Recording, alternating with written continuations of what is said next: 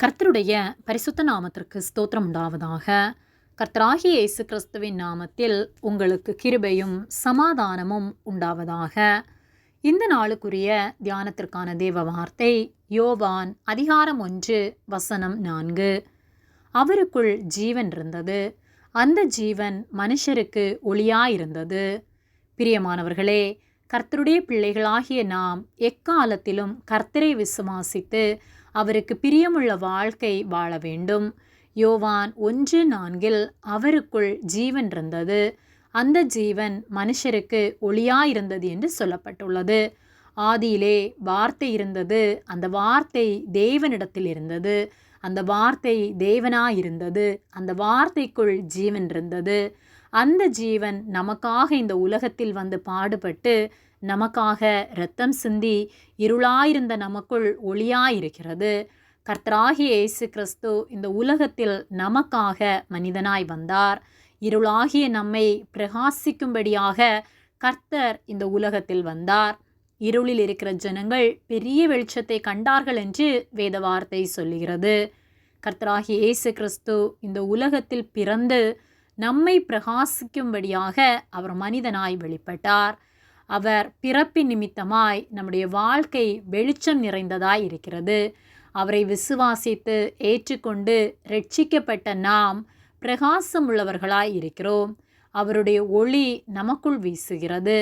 எழும்பி பிரகாசி, உன் ஒளி வந்தது என்று வேத வார்த்தை சொல்லுகிறது. அவருடைய ஒளியை பெற்றுக்கொண்ட நாம் எழும்பி பிரகாசிக்கிறவர்களாய் அந்த ஒளியை பிறர் பயனடையாதபடிக்கு மூடி வைக்காமல், நாம் மட்டும் வைத்து விடாமல், பிறர் அந்த ஒளியை பெற்றுக்கொள்ளத்தக்க வகையில் நாம் வெளிச்சம் தருகிற வாழ்க்கை வாழ வேண்டும்.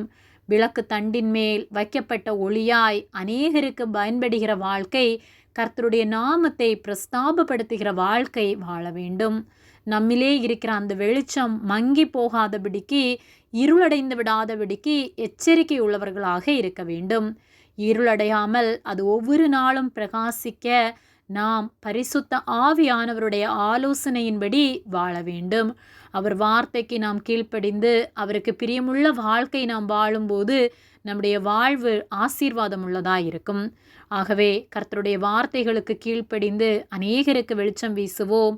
கர்த்தரோடு என்றென்றும் ஜீவிப்போம். ஆமேன். ஜெபம்.